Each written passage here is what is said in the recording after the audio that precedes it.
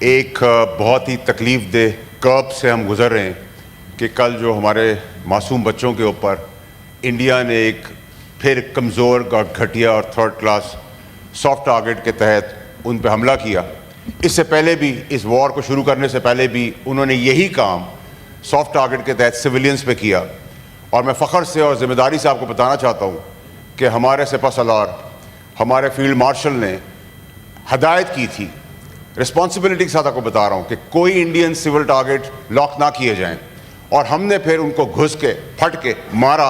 اور ان کے 258 فوجیوں کو عبرتناک موت کے گھاٹ اتار دیا. ہم امن پسند قوم ہیں, ہم نہیں چاہتے کہ کسی قسم کی کوئی جنگ ہو, لیکن مسلط کی گئی. اور ابھی بھی یہ غنڈہ گردی اور بدماشی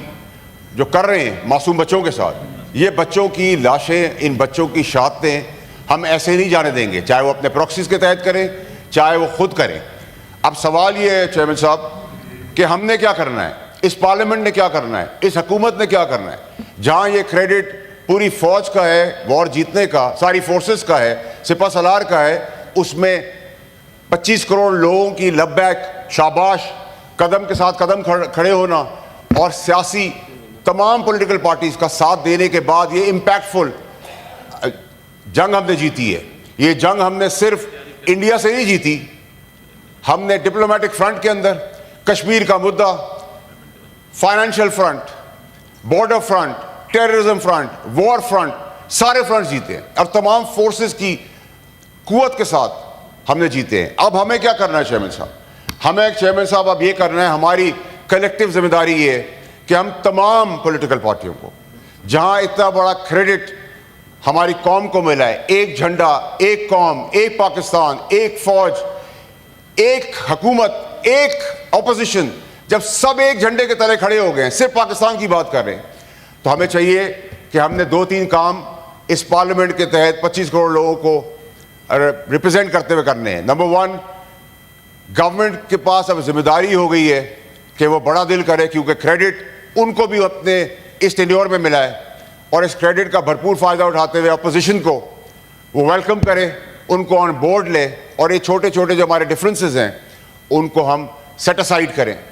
تاکہ امپیکٹفلی ہم کریں. اب دوسری چیز کیا ہے چیئرمین صاحب جو بہت ریلیونٹ اور امپورٹنٹ ہے, وہ یہ ہے کہ ہمیں اپنا دفاعی بجٹ بڑھانا پڑے گا. اپنا پیٹ کاٹ کے اس کو تمام تر پرائرٹی کے اوپر رکھ کے اس کو دگنا تگنا کرنا پڑے گا, اور یہ بڑا امپورٹنٹ ہے. اور اس لیے امپورٹنٹ ہے کہ اب ہم ڈیولپمنٹ کی بات نہیں کر سکتے, اب ہمیں ڈیفنس کی بات کرنی پڑے گی, کیونکہ ڈیفنس ہمارا مضبوط ہوگا تو ہم ڈیولپمنٹ کر سکیں گے. اگر ڈیولپمنٹ کر دی اور ڈیفنس کمزور رہا تو ہم کہیں کے نہیں رہیں گے. اور یاد رکھیں سر کہ یہ کم وسائل کے اندر اس فوج نے مارکا مارا ہے. اس سپہ سالار کو ہم نے ریوارڈ کے اندر فیلڈ مارشل تاحیات کا ریوارڈ بھی دے دیا ہے. آج شام کو ان بدغنڈوں کے خلاف, ان دہشت گردوں کے خلاف ہم وہ سوٹی بھی نہیں دینے والے ہیں جو فیلڈ مارشل کی ہے. لیکن ہمیں ڈیفنس بجٹ سر بڑھانا پڑے گا. اب ہمیں فوج کی تمام فورسز کی تنخواہوں کو ڈبل کرنا پڑے گا, انسینٹیوز بڑھانے پڑیں گے, اپنے شاہی خرچے روکنے پڑیں گے, ڈیولپمنٹ پلانز روکنے پڑیں گے, اور اس میں ہم سب کو کلیکٹیولی ساتھ کھڑا ہونا پڑے گا. اپوزیشن کے بغیر,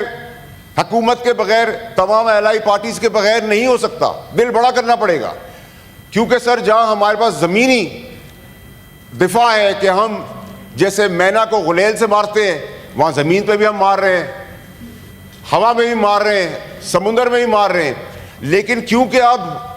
سوال یہ ہو گیا ہے کہ ہندوستان کو یہ پتہ چل گیا ہے, جو ہمیں انڈر ایسٹیمیٹ کر رہے تھے کہ ہماری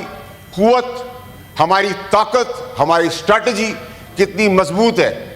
وہ ہمیں کمزور ملک سمجھ کر آگے بڑھے تھے,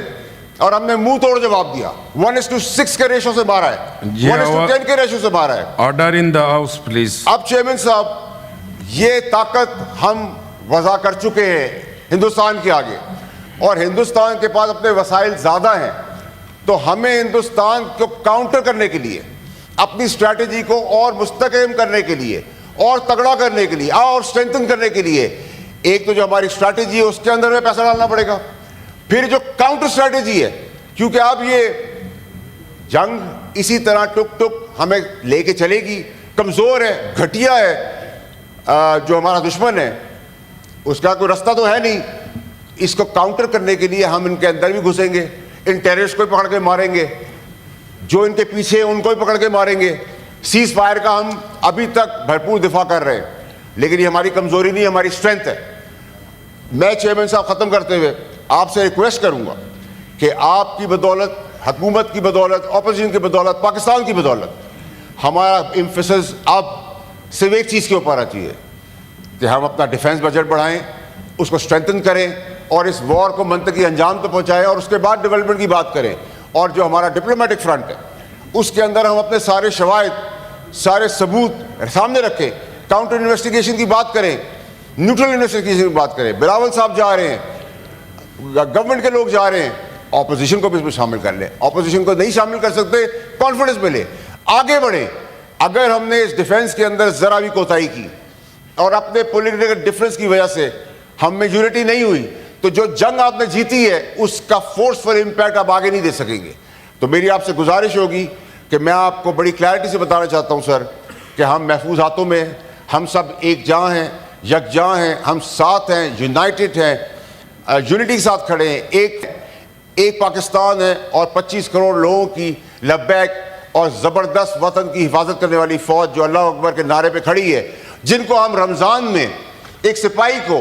2000 روپے دیتے ہیں کہ وہ اس میں اپنی سحری, افطاری اور رات کا کھانا کھائے, اور اگر اس کے صرف 4 بچے ہیں یا 4 کی فیملی ہے تو 11 روپے کے حساب سے ہم ان کو پیمنٹ کر رہے ہیں, اور ان سے کہہ رہے ہیں اس کے بدلے میں خون دو, اور وہ اس 11 روپے کے بدلے میں دبا دب خون دے رہے ہیں, اور جیت کے بھی لا کے دے رہے ہیں, پاکستان کو کھڑا بھی کر رہے ہیں, جھنڈے کو بھی لہرا رہے ہیں, فخر سے سر کو بھی اونچا کر رہے ہیں. تو سر پلیز اب ہماری ایمفیسس اور ساری جو بحث ہے وہ اس پہ ہونی چاہیے کہ ہم اس بجٹ سے کب ہم تنخواہیں بڑھائیں گے, کب انسینٹیو پروگرامز دیں گے, اور ڈیفنس کے بجٹ کو دگنا اور تگنا کیسے کریں گے, اور کس طرح فورسفلی, امپیکٹفلی ہم اس وار کو آگے فرنٹ فوٹ پہ جا کے اپنی طاقت کا مظاہرہ کرتے ہوئے اس کو جیتیں گے. بہت شکریہ آپ کا. شکریہ فیصل واڈا صاحب.